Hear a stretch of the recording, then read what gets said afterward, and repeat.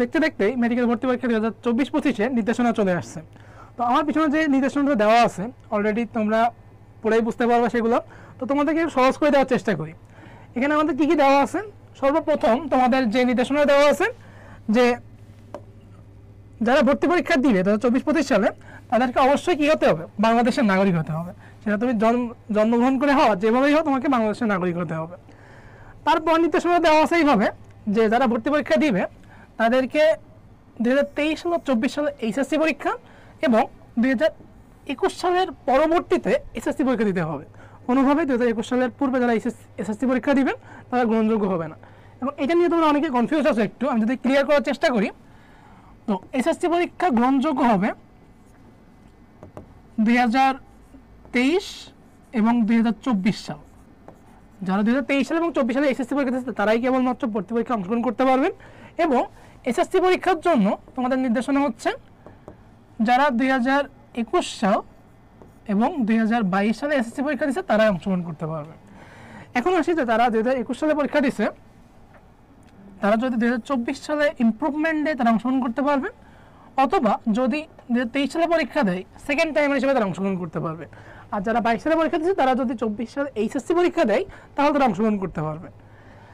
আচ্ছা, তারপরে কি লেখা আছে আমাদেরকে এখানে, অবশ্যই যারা পরীক্ষা দিবে তাদেরকে জীববিজ্ঞান, পদার্থবিজ্ঞান এবং রসায়ন সাবজেক্ট থাকতে হবে। সেটা তোমার ফার্স্ট সাবজেক্ট বা মেইন সাবজেক্ট হোক, যে কোনোভাবেই 3টে সাবজেক্ট থাকতে হবে। এইচএসসি পরীক্ষার ক্ষেত্রে 2টাতে কমপক্ষে 9 নম্বর লাগবে, জিপিএ কমপক্ষে 9 লাগবে। এখন তুমি একটাতে জিপিএ 5 পাইলাম আর একটাতে জিপিএ 4 পাইলা, সেক্ষেত্রে গ্রহণযোগ্য হবে। কোনোভাবেই যদি একটাতে আমরা সেক্ষেত্রে গ্রহণযোগ্য হবে। আর যারা পার্বত্য চট্টগ্রাম বা উপজাতীয় কোটা থাকবে তাদের জন্য জিপিএ প্রয়োজন হবে 8, যেখানে কোনো ক্ষেত্রেই একটাতে 4-এর নিচে গ্রহণযোগ্য না। আচ্ছা, এবং যাদের ক্ষেত্রে জীববিজ্ঞান থাকবে অবশ্যই থাকতে হবে, সেখানে ন্যূনতম গ্রেড পয়েন্ট 4 থাকা লাগবে। তুমি কিন্তু কখনোই জীববিজ্ঞানটাই 4 জিপিএর নিচে নিয়ে ভর্তি পরীক্ষা অংশগ্রহণ করতে পারবো না। আচ্ছা, বরাবরের মতোই লিখিত ভর্তি পরীক্ষা এইচএসসি পরীক্ষা সিলেবাসে অনুষ্ঠিত হবে। এবং এইটা নিয়ে মধ্যে অনেকের কনফিউশন যে ভাইয়া লেখা আছে এখানে যে এইচএসসি পরীক্ষা সিলেবাসে ভর্তি পরীক্ষা অনুষ্ঠিত হবে, তাহলে কি আমাদের 2024-25 সিলেবাস অনুযায়ী হবে? এখানে কিন্তু একবারও লেখা নাই যে তোমার 2024-25 সিলেবাস অনুযায়ী হবে। এখানে লেখা আছে ভর্তি পরীক্ষাটা হবে এইচএসসি পরীক্ষার সিলেবাস অনুযায়ী। এইচএসসি পরীক্ষার সিলেবাস তোমাদের যেটা আছে, তোমাদের 10 বছর আগেও যেটা ছিল, টোটাল এইচএসসি পরীক্ষার সিলেবাস অনুযায়ী হবে। কারণ শর্ট সিলেবাসের কথা কিন্তু একদমই উল্লেখ নাই।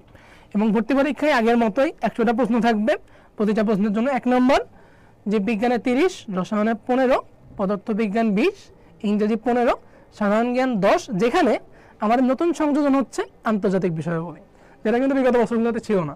আমরা 2023-24 শিক্ষাবর্ষ পর্যন্ত এখানে দেখছি যে আমাদের জিকেতে লেখা ছিল বাংলাদেশ বিষয়াবলী এবং মুক্তিযুদ্ধ, সেখানে অ্যাড করছে কি আন্তর্জাতিক বিষয়াবলী। তোমাদের জেনে রাখা ভালো, আমাদের কিন্তু 2017-18 সাল পর্যন্ত মেডিকেল ভর্তি পরীক্ষায় জিকেটা এভাবে বাংলাদেশ এবং আন্তর্জাতিক থেকে আসতো, যেখানে বাংলাদেশ থেকে 6 এবং আন্তর্জাতিক থেকে 4 নম্বর থাকতো। তো যদি আবার সেই ফর্মেটে ফিরে যায় তাহলে কিন্তু এখানে থাকতে পারে বাংলাদেশ থেকে 6 নম্বর, আন্তর্জাতিক থেকে 4 নম্বর, বা সামান্য কম বেশি হইতে পারে। আচ্ছা, এবং প্রতিটা সঠিক উত্তর প্রদানের জন্য তুমি পাবা 1 নম্বর, প্রতিটা ভুল প্রশ্নের জন্য তোমার কাছ থেকে কাটা হবে 0.25 নাম্বার। এবং প্রতি বছরের মতো এখানে লেখা আছে যে কোনো কোয়েশ্চেনে কিন্তু তোমার ডাবল অ্যান্সার থাকবে না, বা কোনো কোয়েশ্চেনে ব্ল্যাঙ্ক অ্যান্সার থাকবে না। ব্ল্যাঙ্ক যদি তোমার কাছে মনেও হয় সেটা তোমার একটা অ্যান্সার ওখানে আছে ধরে নিয়ে দাঁড়াইতে হবে। আচ্ছা, তাহলে আমরা আশা করি একটু বুঝতে পারছি আমার কি লেখা আছে এখানে। এবং যে কোনো জায়গায় তোমাকে ভর্তি হইতে গেলে ন্যূনতম 40 নাম্বার লাগবে, 5 নাম্বার, সেটা তুমি দেশে বা বিদেশে যে কোনো মেডিকেলে ভর্তি হতে চাও না কেন, সরকারি বেসরকারি বা বিদেশে যদি তুমি ভর্তি হতে চাও, তোমাকে ন্যূনতম 40 নাম্বার পাইতে হবে এখান থেকে।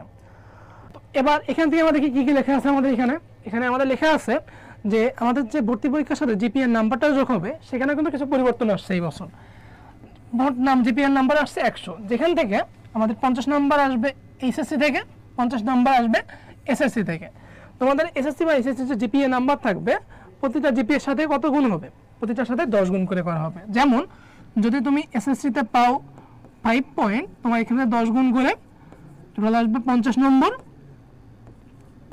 এবং যদি তুমি এসএসসিতে কোনোভাবে 4.90 পাও, তোমার এখানে 10 গুণ করে আসবে 49 নম্বর। এভাবে আমরা যে জিপিএটা পাবো এসএসসি বা এইচএসসিতে প্রতিটার সাথে আমাদের 10 গুণ করে টোটাল 100 নম্বর জিপিএতে থাকবে। আচ্ছা, পূর্ববর্তী বছরে যারা ছিল অর্থাৎ যারা ভর্তি পরীক্ষা সেকেন্ড টাইমার হিসেবে তাদের জন্য 3 নাম্বার কর্তন করা হবে, এবং যদি কেউ পূর্ববর্তী বছরগুলোতে ভর্তি পরীক্ষা দিয়ে কোনো সরকারি মেডিকেল বা ডেন্টাল কলেজ অথবা বেসরকারি মেডিকেল বা ডেন্টাল কলেজে ভর্তি থাকে তাদের ক্ষেত্রে কিন্তু 6 নাম্বার কাটা হবে, 6 নাম্বার কেটে মেধা তালিকা প্রকাশ করা হবে। এখন আসছি তোমাদের আবেদনের জন্য যে তারিখগুলো নির্ধারণ করা হয়েছে। অনলাইন আবেদন শুরু হচ্ছে ডিসেম্বর 10 তারিখ থেকে, আবেদন শেষ হবে 27 তারিখে। তোমাদের এই যে আবেদন করলো তার জন্য ফি প্রদান করা যাবে 28 তারিখ পর্যন্ত। 12 তারিখ থেকে 14 তারিখ পর্যন্ত তোমাদের অ্যাডমিট কার্ড ওয়েবসাইটে প্রকাশ করা হবে, এবং ভর্তি পরীক্ষা 17 জানুয়ারি 2025 সালের ঠিক সকাল 10টা থেকে সকাল 11টা পর্যন্ত অনুষ্ঠিত হবে।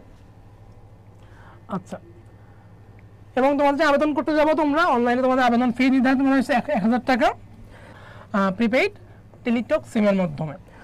আচ্ছা, তো এইটাই ছিল মোটামুটি আমাদের মেডিকেল ভর্তি বিজ্ঞপ্তি 2024-25 জন্য তোমাদের যে ভর্তি পরীক্ষার বিজ্ঞপ্তিটা দেওয়া হয়েছে সেখানে তোমরা যে জিনিসটা বুঝতে পারো নাই বা তোমাদের যে জিনিসটা বেশি ইম্পর্টেন্ট সেগুলো আলোচনা করার চেষ্টা করলাম।